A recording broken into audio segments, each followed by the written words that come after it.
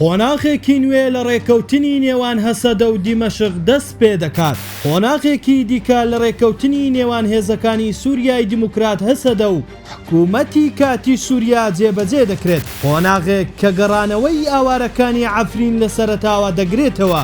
بە پێی زانیاریەکان لە ماوەیەکی نزیکدا پرۆسەی گەڕانەوە دەست پێ دەکات و لە قۆناغی یەکەمدا نزیکەی 400 تا 500 خێزان بۆ ناوچەکانی خۆیان لە عەفرین دەگەڕێنەوە.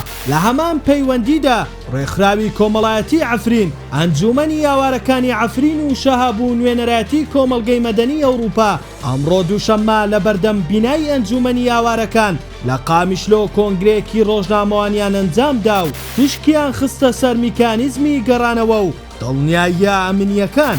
باگوێرەی ڕێکەوتنەکە لە قۆناغی دووەمدا ئیدارەی شاری عەفرین دەدرێتەوە دەستی کورد. شاندی ڕۆژاڤای کوردستان جەختیان لەسەر ئەوە کردووە کە ناوچە کوردیەکان بگەڕێنەوە ژێر حکومڕانی کورد، بەڵام لە بەرامبەردا تورکیا ڕایگەیاندووە کە لەو ناوچانە ناکشێتەوە. بەپێی سەرچاوەکان شاندی ڕۆژاڤا هەوڵ دەدا ناوچەکانی عەفرین و سەرەکانی بگەڕێتەوە ژێردەسەڵاتی کورد، هەرچەندە بربەستی سەرەکی هێشتا وەستاندنی تورکیایە کە ئامادە نیە لەو ناوچە کوردیانە بکشێتەوە. ئەم قۆناغە نوێیە لە ڕێکەوتنەکان دەتوانێت کاریگەریەکی سیاسی و مرۆیی گرنگ هەبێت، بە تایبەت لەسەر دۆخی ئاوارەکان و ئایندەی ئیدارەی ناوچەکان.